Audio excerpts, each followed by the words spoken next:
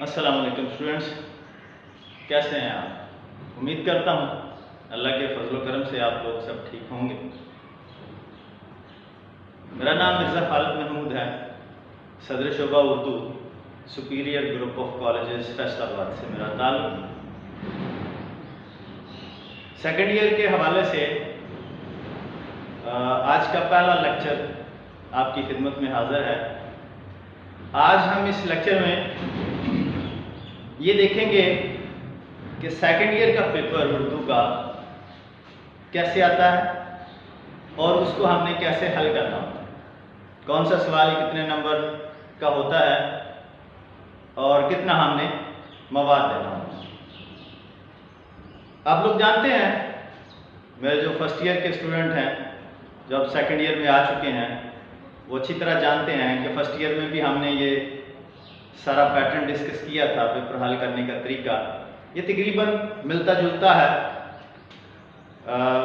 थोड़े से फ़र्क के साथ है। तो चलें आज देखते हैं।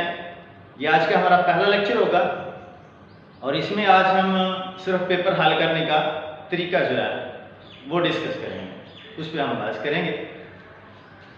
स्टूडेंट्स, आपका ये पेपर जो है सेकेंड ईयर का, ये टोटल 100 नंबर का होता है। 20 नंबर मारूजी के होते हैं और 80 नंबर इंशाइया है।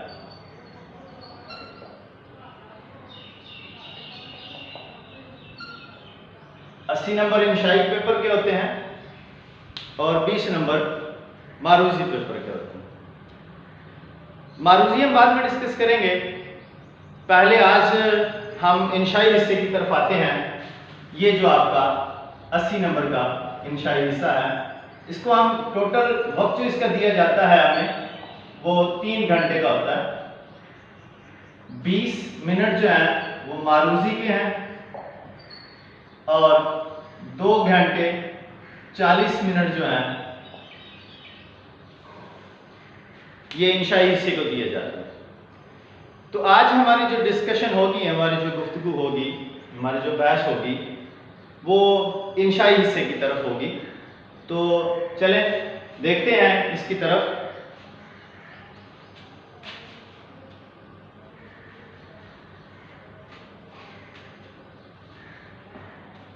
जिस तरह फर्स्ट ईयर में इंशाई हिस्सा जो था वो सवाल नंबर 2 से ही स्टार्ट होता है, क्योंकि सवाल नंबर 1 मारूजी में आ चुका होता है। इसी तरह सेकंड ईयर में भी इंशाई हिस्सा जो है वो सवाल नंबर 2 से ही स्टार्ट होता है। अब सवाल नंबर 2 के बच्चों 2 जुज़ होते हैं, 2 पार्ट होते हैं, जुज़ अलिफ और जुज़ बे। जुज़ अलिफ जो होगा वो जो हिस्सा नज़्म है उसमें से आता होता है। लिखा होगा अशार की तशरीह करें, नज़्म का उन्वान लिखें और शायर का नाम भी लिखें। और इसके नंबरों की तकसीम है 1, 1 और 8, यानी 1 नंबर शायर का नाम लिखने का, 1 नंबर नज़्म का उन्वान लिखने का और 8 नंबर की तशरीह होती है। और बच्चों, किसी एक नज़्म से कंसेक्टिव 2 शेर लगातार उसको हम कहते हैं। ये नहीं होगा एक शेर पहला दे दिया, एक शेर आखिरी दे दिया, एक दरमियान से दे दिया, एक आखिर से दे दिया, ऐसे नहीं होगा। लगातार 2 शेर इकट्ठे, कंसेक्टिव जिसको कहते हैं, 2 शेर आपको तशरीह के लिए देगा। ठीक है, अब इसकी आपने तशरीह कैसे करनी है ये मैं आपको इस तरह बताऊंगा। और इसका बेजुज़ जो होगा वो हिस्सा गज़ल से आएगा। लिखा होगा शायर की तशरीह करें और शायर का नाम भी लिखें। इसके नंबरों की तकसीम 1, 3, 3, 3, ये भी 10 नंबर का होगा। इसका मतलब ये टोटल सवाल जो होगा वो 20 नंबर का होता है। 2 पार्ट होते हैं, 2 जुज़ होते हैं, अलिफ और बे। अब इसी तरह जो इसके 3 शेर आएंगे हिस्सा गज़ल में से, वो भी किसी एक गज़ल से लगातार 3 शेर आएंगे। हमारे निसाब में, सेकंड ईयर के निसाब में शायरों की 2-2 गज़लें भी हैं। तो ऐसा नहीं होगा कि एक शेर पहली गज़ल से दे दिया शायर की और दूसरा 2 शेर जो है वो दूसरी गज़ल से दे दिए, ऐसा नहीं होगा। इकट्ठे 3 शेर जो दिए जाएंगे एक ही गज़ल से दिए जाएंगे। तो मैं साथ साथ आपको इसके हल करने का तरीका भी बताऊंगा। हमारा इंशाई हिस्से का पहला सवाल जो मजमूई तौर पर सवाल नंबर 2 होता है, क्योंकि सवाल नंबर 1 मारूजी में आ चुका होता है, तो इसके 2 जुज़ होते हैं। अब मैं आपको ये बताऊंगा ये सवाल हमने हल कैसे करना है। तो ये बेटा जी, ये हाशिया देखें मैंने लगाया हुआ है। हाशिया पेपर की खूबसूरती में बहुत इजाफा करता है, और मैं समझता हूँ उर्दू का पेपर हाशिए के बगैर बेमानी होता है। उसका हुस्न बढ़ाता है हाशिया, उसकी खूबसूरती बढ़ाता है हाशिया। हाशिया जरूर लगाएं, डबल लाइन का लगाएं, 2 लाइन में लगाएं, दोनों साइडों पे लगाएं, मार्कर के साथ लगाएं, तो बहुत अच्छी बात है। पेपर की खूबसूरती बढ़ेगी, पेपर का हुस्न बढ़ेगा, नीट एंड क्लीन लगेगा, और आपको ज्यादा नंबर जो है वो आने की उम्मीद हो जाएगी। अब हम ये देखेंगे सवाल नंबर 2 हमें शुरू कैसे करना, हल कैसे करना।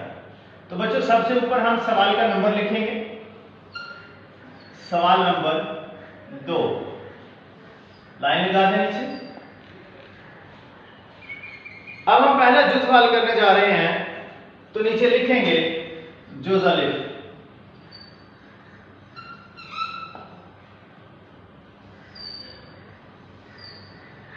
पूछा क्या गया, नज़्म का उन्वान, शायर का नाम और 2 अशार की तशरीह। सो तरीकाकार इसका ये होगा कि सबसे ऊपर हम पहले लिखेंगे नज़्म का उन्वान। फर्ज करें आपकी पहली नज़्म हमद में से ही आ जाता है, तो आप लिख दें हम। नीचे आप लिखेंगे शायर का नाम।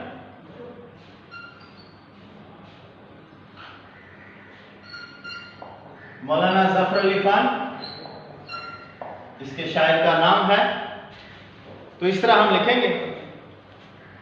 इसके बाद हम याद रखिएगा बच्चों, हिस्सा नज़्म में से 2 शेर आते हैं और हिस्सा गज़ल में से 3 शेर आते हैं। तो जो हिस्सा नज़्म के 2 अशार हैं, कोशिश हमने ये करनी है कि उनके दोनों अशार की तशरीह हम इकट्ठी करेंगे।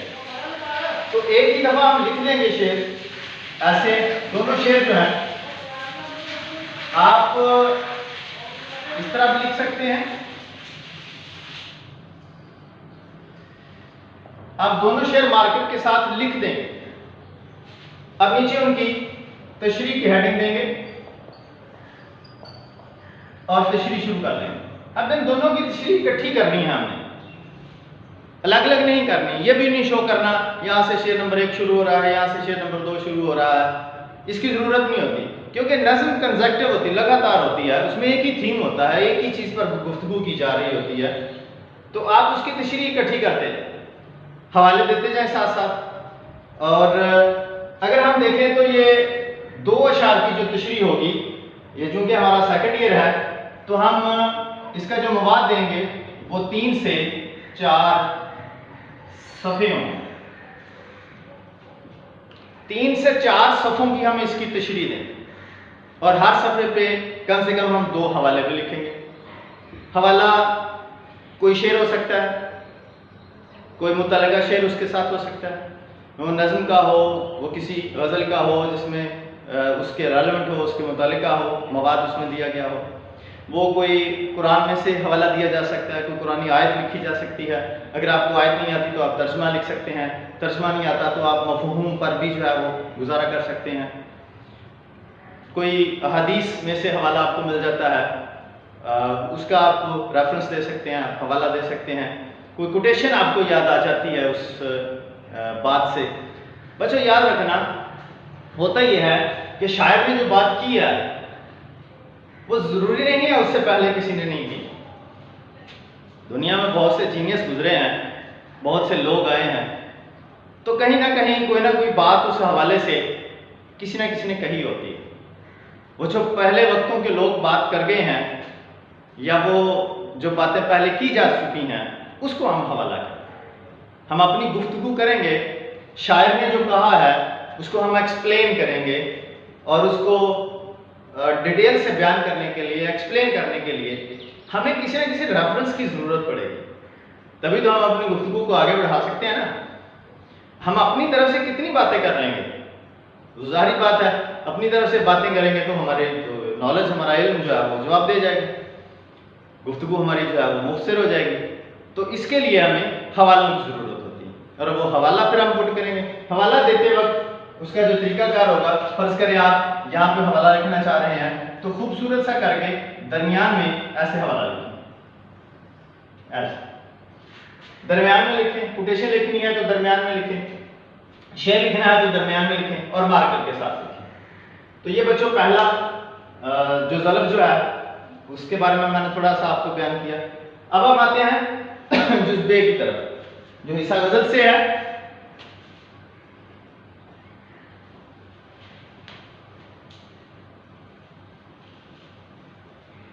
अब ये भी ख्याल रहे कि ये दोनों जो सवाल नंबर 2 के इकट्ठे आपने हल करने, पहले अलिफ फिर बे। इसी तरह आप सवाल नंबर 2 लिखेंगे,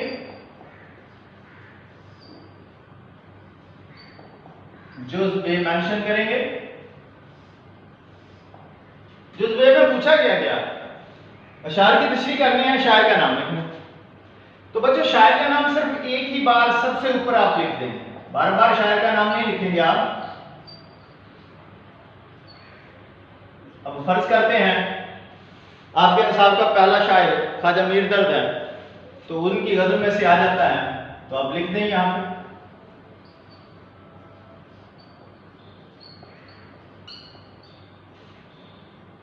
अब इसके शेरों की तशरीह, गजल के अशार की तशरीह जो है वो अलग अलग की जाती है।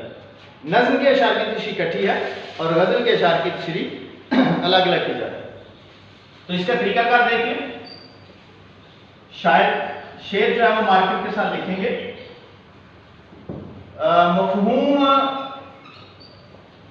आपकी मर्जी है बच्चों, लिखना चाहते हैं तो 2 लाइन में मफहूम लिख दें, अगर नहीं लिखना चाहते तो ये भी आपकी मर्जी है। फिर आप तशरीह की हेडिंग दें, तशरीह करेंगे, फिर जहां पे शेर की तशरीह खत्म हो जाएगी शेर नंबर 2 लिखोगे, ऐसे लिखोगे। मफहूम लिखें, लिखना है तो 2 लाइन में, और तशरीह की हेडिंग दें, फिर उसकी तशरीह करें। फिर शेर नंबर 3 होगा, मार्कर के साथ शेर लिखेंगे, मफहूम 2 लाइन में, और फिर जो है वो तशरीह की हेडिंग और फिर उसकी तशरीह। जहां सवाल खत्म हो जाए आप नीचे लाइन लगा दीजिए। अब जरा आप गौर से देखें इसको, इसका तरीकाकार देखें दोबारा। शायर का नाम मैंने एक ही बार लिखा, शेर मार्कर से लिखेंगे। आप शॉर्ट लिख सकते हैं, हैंड दे के लिख सकते हैं, या शेर का नंबर जरूर लिखें, शेर नंबर 1, शेर नंबर 2, शेर नंबर 3 ऐसे लिख लें, या पूरा शेर लिख लें, जैसे आपकी मर्जी है वैसे आप डालें। मफहूम कुछ बच्चे लिखना चाहते हैं वो लिख लें, अगर आप समझते हैं टाइम कम है मेरे पास या मफहूम मुझे नहीं आ रहा तो फिर ना लिखें, क्योंकि मफहूम लिखना जो होता है ये बड़ा क्रिटिकल होता है। आपको शेर की समझ आनी चाहिए, तो उसको आसान लफ्ज़ों में मफहूम की सूरत में लिखा जाता है। अगर उसमें थोड़ी बहुत गलती हो जाती है तो वो फिर आपकी इंगेज जाएगी, आपके नंबरों में जो है वो कमी बेशी का सबब बन सकती है। तशरीह की हेडिंग देंगे, उसकी तशरीह लिखेंगे, जहाँ पे इसकी तशरीह खत्म हो जाएगी फिर उसी तरह शेर नंबर 2 लिखेंगे, उसका मफहूम फिर तशरीह, और जहाँ उसकी तशरीह खत्म हो जाती है शेर नंबर 3 फिर मफहूम फिर तशरीह। ये इसका तरीका जो है वो जुज़ बे का गज़ल का हल करने का है। अब आते हैं इसके मवाद की तरफ। तो हर शेर का मवाद जब हम देंगे इसका, तो ये 1.5 सफ़े से लेकर 2 सफ़ों तक, 1.5 सफ़ा से 2 सफ़ा, इसी तरह इसका है 1.5 से 2 सफ़ों तक। यानी कम से कम आप अगर इसका मवाद देंगे तो वो 1.5 सफ़े तक दे सकते हैं। अगर आप कोशिश करें कि आप 2 सफ़ों तक जाएं, बहुत अच्छा है। अगर 2 सफ़ों तक जाते हैं, आप समझते हैं कि नंबर अच्छे आने चाहिए, तो 2 सफ़ों तक ज़रूर जाएं। और 2 सफ़ों में हर सफ़े पे 2 हवाले ज़रूर दिए जाते हैं। ये कोशिश करने हैं कि हवाले एक हवाले से भी काम बन जाता है, लेकिन आप कोशिश करें दो हवालों से जो है वो काम चलाएं, क्योंकि अगर आप अच्छे नंबर लेना चाहते हैं तो 2 हवाले एक सफ़े पर देना ज़रूरी होता है। तो बच्चों देख लो सवाल नंबर 2 का जुज़्बे हल करने का तरीका हमारे सामने। अब आगे चलते हैं सवाल नंबर 3। सवाल नंबर 3 देखिएगा ज़रा। सियाक़-ओ-सबाक़ के हवाले से किसी एक पैराग्राफ की तशरीह करनी होती है, सबक का उन्वान है और मुसन्नफ़ का नाम होता है। अब हम इसकी तरफ आएंगे, ये मैं मिटा देता हूं।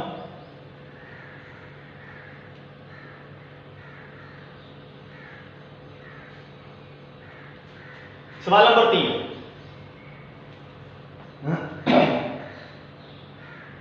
हमारे जो निसाबी असबाक हैं हमारे सेकंड ईयर में, उनमें से कोई से 2 सबक सेलेक्ट करता है पेपर सेटर और 2 पैराग्राफ देता है, अलिफ और बे। और सवाल इस तरह लिखा होगा कि सियाक़-ओ-सबाक़ के हवाले से किसी एक पैराग्राफ की तशरीह, सबक का उन्वान और मुसन्नफ़ का नाम। इसके नंबर होते हैं बेटा 15। एक सबक का उन्वान लिखने का, एक मुसन्नफ़ का नाम लिखने का, 3 नंबर का सियाक़-ओ-सबाक़ और 10 नंबर की तशरीह। आपने कोई एक जुज़ करना होता है, 2 दिए होते हैं, एक करना होता है, चॉइस होती है इसमें। तो अब हम सवाल इस तरह आएगा, अब हमने इस सवाल को हल कैसे करना है इसकी तरफ आएंगे। तो मैं आपको हल करके बताता हूँ। आपको मार्कर के साथ इसी तरह सवाल का नंबर ऊपर लिखेंगे। इसका सवाल नंबर है 3, जुज़ मेंशन करेंगे। फर्ज करें आप जुज़ अलिफ हल करना जा रहे हैं तो जुज़ अलिफ लिखेंगे। अब जरा गौर से देखिए इसमें पूछा क्या गया है, सियाक़-ओ-सबाक़ पूछा गया है, तशरीह पूछी गई है, सबक का उन्वान और मुसन्नफ़ का नाम, 4 चीजें टोटल पूछी गई हैं और ये चारों के नंबर जो हैं वो लिखे हुए हैं। सबसे ऊपर हम सबक का उन्वान लिखेंगे।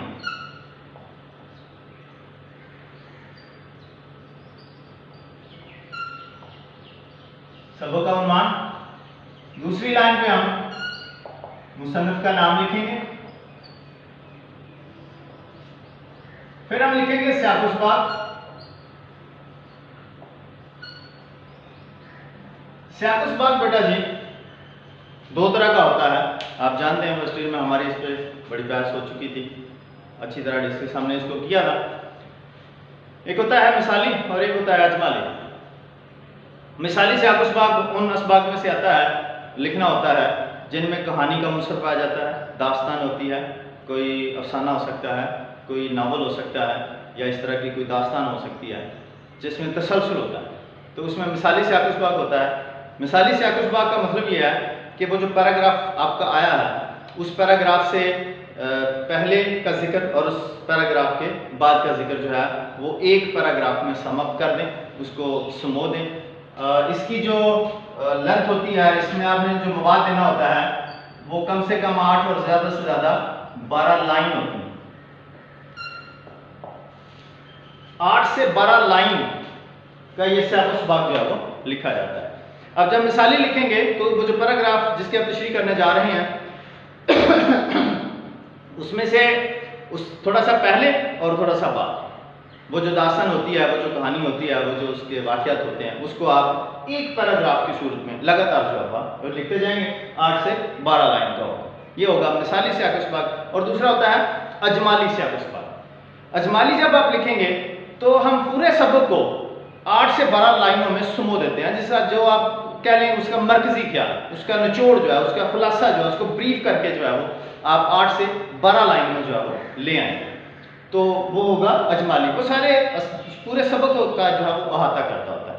तो ये जो जिनमें कहानी का अंसर नहीं होता, जो मजमून टाइप होते हैं, जो इस तरह की चीज़ें होती हैं, जो फाका नगारी होती है या इस तरह के जो असबाक होते हैं, उनमें अजमाली जो है वो सियाक़-ओ-सबाक़ लिखा जाता है। तो दोनों सूरतों में सियाक़-ओ-सबाक़ का जो मवाद होगा वो 8 से 12 लाइन का होगा। उसके बाद हम तशरीह की हेडिंग देंगे और फिर इसकी तशरीह करते जाएंगे। बेटा जी ये सवाल है टोटल 15 नंबर का। 1 नंबर मुसन्नफ़ का नाम, 1 नंबर सबक का उन्वान, 3 नंबर का सियाक़-ओ-सबाक़ और 10 नंबर की तशरीह। तो जाहिर बात है तशरीह फिर मवाद ज़्यादा ही देना पड़ेगा आपको। तो इसकी तशरीह जो है वो आप 2.5 से 3 सफ़ों की कर सकते हैं।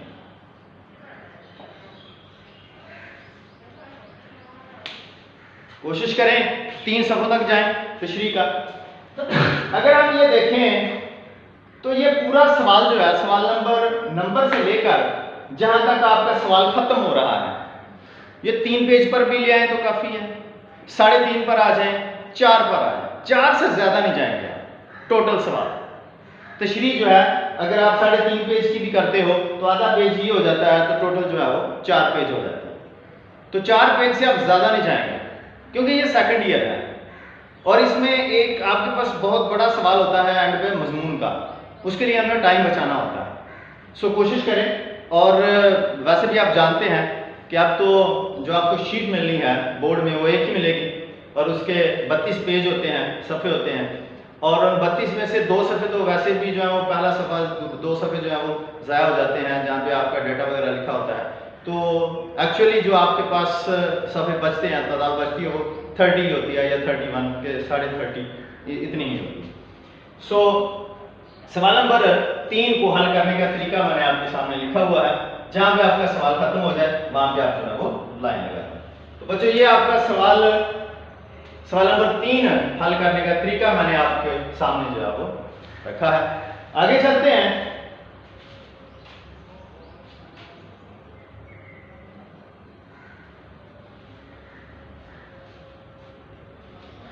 सवाल नंबर 4। सवाल नंबर 4 सबक का खुलासा होता है।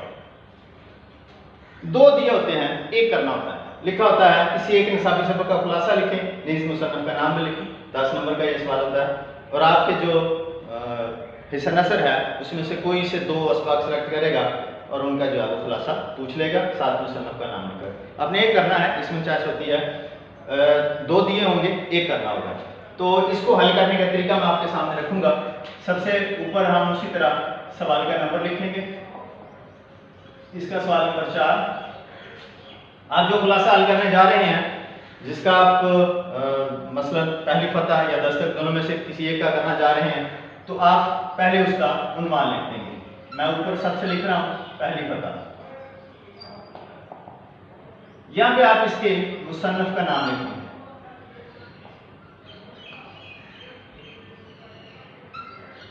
नसीम हजाजी। खुलासे की हेडिंग देंगे और इसका खुलासा लिखना शुरू करेंगे। इसका खुलासा बेटा जी 2 से 2.5 सफ़ों तक लिखा जा सकता है। 2-3 चीजें इसमें अहम होती हैं। सबक का खुलासा हो या नज़्म का खुलासा, टू द पॉइंट लिखा जाता है, मुख्तसर करके लिखा जाता है, ब्रीफ करके लिखा जाता है। उसमें तफसील नहीं कोई दी जाती। जो उसके अहम पॉइंट्स होते हैं उनको हम सम अप करते हैं और तफसीलात छोड़ देते हैं। किताब में जिस लफ्ज़ से आपका सबक शुरू हो रहा है, आप खुलासा भी उसी लफ्ज़ से शुरू करेंगे। मसलन अगर हम पहली फतह का जिक्र करें तो सुबह की नमाज पढ़कर दमिश्क में की फ़ौज जो है वो रवाना होती है, यहाँ से इसका खुलासा जो है वो शुरू करेंगे। मोहम्मद बिन कासिम का जिक्र है और इसको का इख्तिताम भी उन्हीं अल्फाज पर करेंगे। कोशिश करें उन्हीं अल्फाज पर करेंगे जिन अल्फाज में किताब पे जो है इसको एंड किया गया, ख़त्म किया गया। तो इसको लगातार भी आप लिख सकते हैं, पैराग्राफ की सूरत में आप लिख सकते हैं, या आपकी मर्जी है, जैसे आप मर्जी लिख लें। तो सीधे अपने आसान लफ्ज़ों में, अपने लफ्ज़ों में भी आप इसको लिख सकते हैं। कम से कम 2 सफ़े इसके होने चाहिए और ज़्यादा से ज़्यादा इसके 2.5 सफ़े होने चाहिए। तो ये आपका जो है सवाल नंबर 4 होगा। आगे चलते हैं। आपका सवाल नंबर 5। सवाल नंबर 5 बेटा जी, किसी एक नज़्म का खुलासा आता है। आपके निसाब में जो हिस्सा नज़्म है उसमें से कोई सी एक नज़्म सेलेक्ट करेगा और उसका खुलासा पूछ लेगा और ऐसे सवाल लिखा होगा। देखिए सवाल नंबर 5 लिखा है, अल्ताफ संथाली की नज़्म इस्लाम मुसावात का खुलासा लिखें। 5 नंबर होते हैं। अब देखिए शायर का नाम खुद दे गया, लिहाजा इसके शायर का नाम लिखने की कोई ज़रूरत नहीं होती। आपने सिर्फ खुलासे की तरफ आना है। सवाल हल करने का तरीका मैं आपके सामने रख रहा हूं। सवाल नंबर 5, आप नज़्म का सिर्फ उन्वान लिख सकते हैं। यहां उन्वान लिख दें, इस्लामी मुसावात। खुलासे की हेडिंग में और खुलासा लिखें। इस नज्म का खुलासा लिखने का भी यही तरीका है कि आपके निज़ाम में जो नज्म है उसके जितने अशार हैं उनको आप ब्रीफ करके उनकी आसान नसर में सादा लफ्ज़ों में उसकी जो है वो खुलासे की सूरत में उसको कम करके ब्रीफ करके आप उसको लिख दें। इसमें अपनी तरफ से आपको बात नहीं लिख सकते, कोई जनरल बात नहीं आप कर सकते, आप वही बातें करेंगे जो नज्म में मौजूद है, जो अशार में मौजूद है, आप वही बातें करेंगे, अपनी तरफ से आपको बात नहीं कर सकते। तो इसका खुलासा जो है वो 8 से 12 लाइन का होता है। बाज़ बच्चे इसमें बहुत बड़ी गलती करते हैं, नज्म का खुलासा 1 सफ़े का लिखाते हैं, 1.5 सफ़े का लिखाते हैं, वो काट दिया जाता है, उसके नंबर नहीं होते हैं, 5 नंबर तो होते हैं। 8 से 12 लाइन में आप इसको नज्म को जो है वो ब्रीफ करते जाएंगे। अब आगे चलते हैं बच्चों। मेरा यहाँ पे मैंने सवाल नंबर 5 के बाद जो है मैं दोबारा आपको लिख देता हूँ सवाल नंबर 6 कैसे आएगा और सवाल नंबर 7 कैसे आएगा। ये आज का हमारा पेपर पैटर्न का जो लेक्चर होगा वो मुकम्मल हो जाएगा।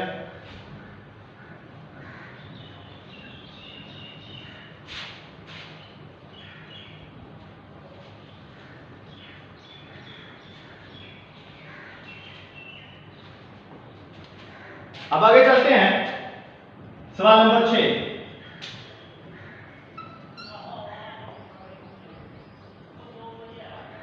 ये बच्चों मजमून से आता है, पूछा जाएगा आपको किसी एक उन्वान पर मजमून लिखें।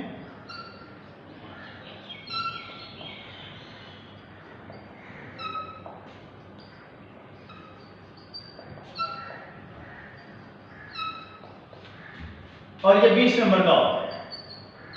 3 टॉपिक दिए होंगे आपको, मसलन मोहसिन इंसानियत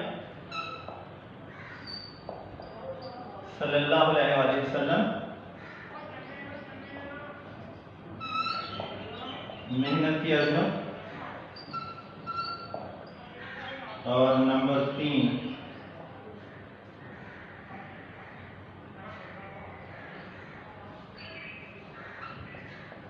माहौलियाती आलूगी। सवाल नंबर 6 ये सेकंड ईयर में सबसे बड़ा सवाल समझा जाता है और इसमें मवाद भी अच्छा खासा दिया जाता है।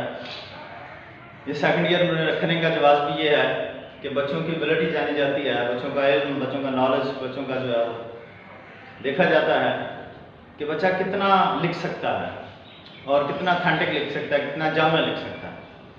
तो सवाल नंबर 6 बड़ा अहम है सेकंड ईयर में। तो इसमें 3 टॉपिक दिए जाते हैं, आपने किसी एक टॉपिक पे लिखना होता है। मजमून निगारी का ये सवाल है, तो मजमून लिखते वक्त चंद बातों का ख्याल रखना है। जब हम इस पे आएंगे तो डिटेल से बात करेंगे। सवाल आपने हल कैसे करना है, सबसे ऊपर आप सवाल का नंबर लिखेंगे। सवाल का नंबर है 6। अब जो टॉपिक लिखने जा रहे हैं उसी टॉपिक का मान यहाँ पे आप लिखेंगे। मसलन आप लिखने जा रहे हैं मोहसिन इंसानियत,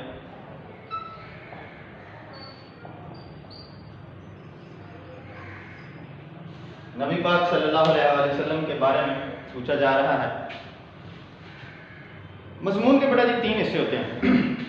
पहला पैराग्राफ होता है तारुफ उसका, इंट्रोडक्टरी पैराग्राफ जिसको आप कह सकते हैं। उसके बाद हमने उस मवाद पे आना होता है जिसके बारे में हमें पूछा गया है, और आखिरी पैराग्राफ होता है इख्तिताम का, यानी इब्तदाइया, वस्त और इख्तिताम। ये 3 हिस्से होते हैं। ये बड़ा जामे होता है। इस पे हम डिटेल में गुफ्तगू जो है हम अपन उस लेक्चर में करेंगे जिस लेक्चर में हम मजमून निगारी की तरफ आएंगे। तो ये सवाल जो होता है ये आप सेकंड ईयर में सबसे ज़्यादा लेंथी सवाल समझा जाता है और इसमें मवाद भी जो है वो ज़्यादा दिया जाता है। अब आपके पास जो 32 पेज की जो वो शीट होगी जो आपको दी जाएगी, एक ही मिलेगी, उसमें आपने कम से कम 10 सफ़े जो है वो बचाने हैं मजमून के। तो इसका जो आप मवाद देंगे वो 10 से लेकर 11 या 12 सफ़ों तक हो सकता है।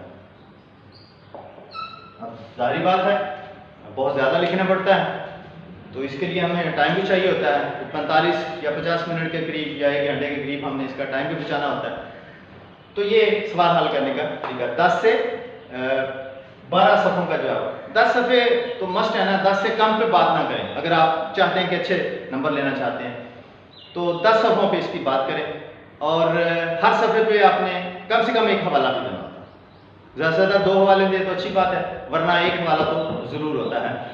और हवाला लिखते वक्त खूबसूरत करके लिखें, मार्कर से लिखें, दरमियान में लिखें, और जो है वो कोई शेर हो सकता है, कोई कोटेशन हो सकती है, कोई पुरानी आयत से मदद ली जा सकती है, किसी अहादीस में से मदद ली जा सकती है, तो उसके हवाला जा सकते हैं। सवाल नंबर, आगे चलते हैं बेटा जी। आज का पेपर पैटर्न का आखिरी सवाल है, सवाल नंबर 7।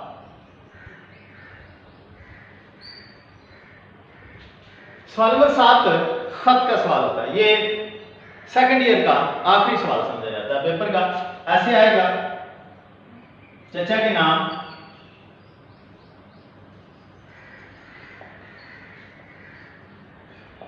तोहफे का शुक्रिया अदा करने के लिए खत लिखें।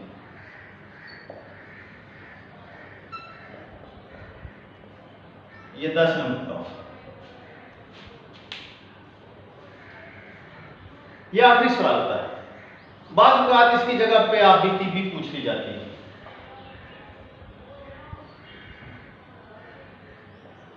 लेकिन ये बहुत कम पूछी जाती है। 95% इम्कान होते हैं खत के। तो आपके निसाब में 10-12 के करीब खतूत हैं, उन्हीं में से कोई एक खत आपसे पूछा जाएगा। अब इसको हल करने का मैं थोड़ा सा आपको तरीका जो है बता देता हूँ। डिटेल में हम उस वक्त जाएंगे जब हम खत के सवाल की तरफ आएंगे। तो आज हमारा पेपर पैटर्न का जो तरीका है उसका आखिरी सवाल खत का है।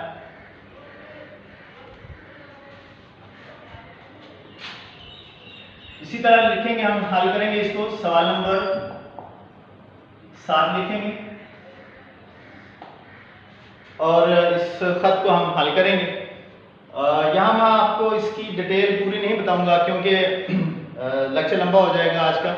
आज सिर्फ हम पेपर पैटर्न की तरफ जाएंगे, तो इसको डिटेल से हम तफसील से उस वक्त पढ़ेंगे जब हम खत की तरफ आएंगे। तो बच्चों, यहाँ पे आपको खत हल करेंगे। इम्तिहानी मरकज़ और तारीख और मेरे प्यारे चचा जान, ये सारा कुछ खत जो है वो ज़्यादा से ज़्यादा आप लिख सकते हैं 2 से 3 सफ़ों तक।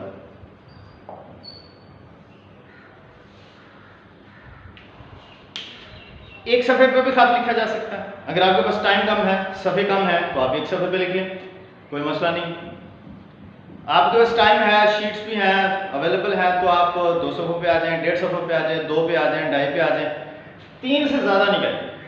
3 से ज़्यादा खत लिखना जो है वो वैसे टाइम भी ज़ाया हो जाता है और आपका पेज भी ज़ाया होगा, और फिर आपके लिए मज़मून के लिए जो है वो सफ़े नहीं बचेंगे। तो बच्चों, ये था आज का हमारा लेक्चर पेपर पैटर्न के हवाले से। पेपर कैसे आता है और कैसे हमने इसको हल करना होता है और कितना कितना मवाद देना होता है। एंड पे आखिर पे मैं एक छोटी सी बात कर देता हूँ। टाइम मैनेजमेंट बहुत बड़ा एक मसला होता है, कैसे हमने जो है वो करनी होती है। तो मैं आपको इसकी टाइम मैनेजमेंट बता के आज का पेपर पैटर्न ख़त्म करता हूँ। ये देखें, सवाल नंबर 2, इसमें अलिफ जुज़ को जो नज़्म की तशरीह है वो हम देंगे 25 मिनट। बेजुज़ गज़ल की तशरीह को हम देंगे 25 मिनट।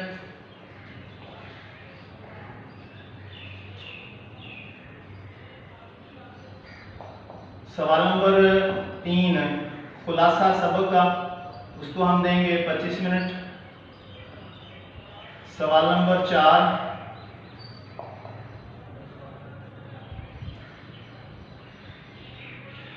सवाल नंबर 3 जो है ये पैराग्राफ की तशरीह है।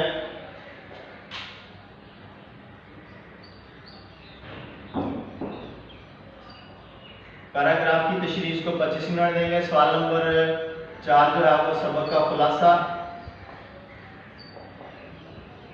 इसको आप 15 मिनट देंगे। सवाल नंबर 5 नज़्म का खुलासा, इसको आप 5 मिनट देंगे। सवाल नंबर 6 मजमून है, इसको आप 45 से 50 मिनट भी दे सकते हैं अगर आपके पास टाइम बचता है। और सवाल नंबर 7 आपका है खत का, इसको आप 10 से 15 मिनट देंगे। ये आपकी टाइम मैनेजमेंट है। सवाल नंबर 2 दोनों जो 25-25 मिनट के, सवाल नंबर 3 पैराग्राफ की पिछली 25 मिनट का, सवाल नंबर 4 सबक का खुलासा 15 मिनट में हल करेंगे आप। सवाल नंबर 5 नज़्म का खुलासा 5 मिनट में हल करेंगे। सवाल नंबर 6 मजमून का है, आप 45 से 50 मिनट जो है इसको देंगे। और सवाल नंबर 7 खत का है, आप 10 से 15 मिनट इसको दे सकते हैं। तो बच्चों ये था आज का हमारा टॉपिक, आज का हमारा लेक्चर पेपर पैटर्न के हवाले से, पेपर हल करने के हवाले से। इसके बावजूद आप में से अगर किसी बच्चे को कोई सवाल करना हो तो वो मेरे पेज पे जाकर या मेरा पर्सनल नंबर जो है उस पर आकर मुझसे जो है गुफ्तगू कर सकता है। बेस्ट ऑफ लक, अल्लाह हाफिज़।